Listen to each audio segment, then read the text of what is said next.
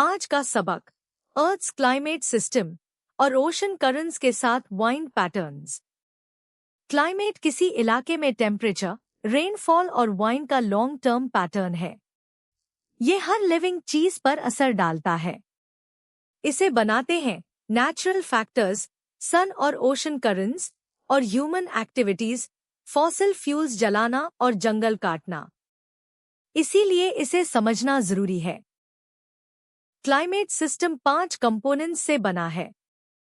पहला, एटमॉस्फेयर यानी हवा। दूसरा, हाइड्रोस्फेयर यानी पानी। तीसरा, क्रायोस्फेयर बर्फ और पर्माफ्रॉस्ट। चौथा, लिथोस्फेयर जमीन की ऊपरी चट्टानी लेयर। और पांचवा, बायोस्फेयर सारी लिविंग चीजें। अब देखिए, सन से सोलर रेडिएशन आती है और जमीन से लॉन्ग वेव टेरेस्ट्रियल रेडिएशन वापस जाती है।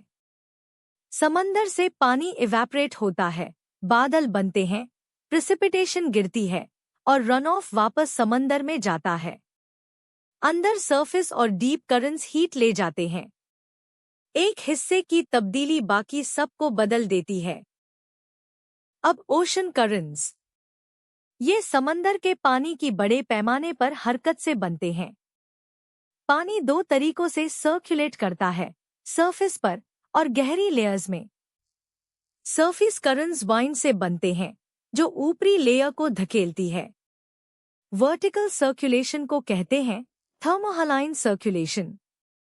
ये चलती है टेम्परेचर और सैलिनिटी से, जो पानी की डेंसिटी तय करते हैं। ठंडा और साल्टी पानी भारी होकर डूबता है, गहराई में वापस चलता है और फिर ऊपर आता है।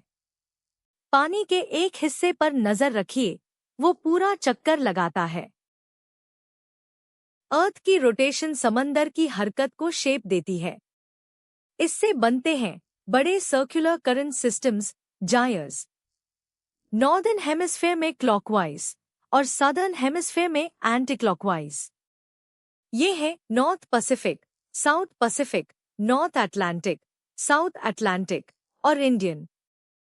और सबसे नीचे एंटार्क्टिक सर्कम्पोलर करंट। ये इक्वेटर से गर्म पानी पोल्स तक ले जाते हैं और ठंडा पानी वापस लाते हैं। इसी तरह प्लैनेट का क्लाइमेट रेगुलेट होता है।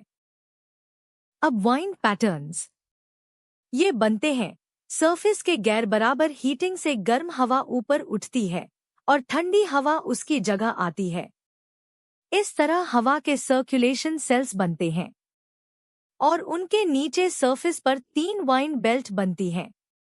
इक्वेटर के करीब ट्रेड वाइंड्स, फिर वेस्टर्लीज और पोल्स के पास पोलर ईस्टर्लीज।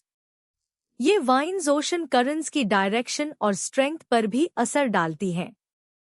दोनों मिलकर पूरे प्लैनेट पर हीट बांटते हैं। अब ब्रेन टीजर, एक स्टॉर्म सदर्न हेमिस्फेयर में क्लॉकवाइज घूम रहा है। नॉर्दर्न हेमिस्फेयर में किस तरफ घूमेगा? जरा सोचिए। जवाब, एंटी क्लॉकवाइज।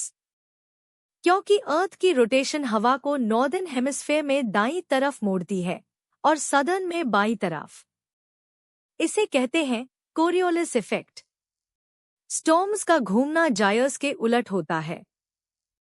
अब खुलासा, 5 components atmosphere, hydrosphere, cryosphere, lithosphere, biosphere.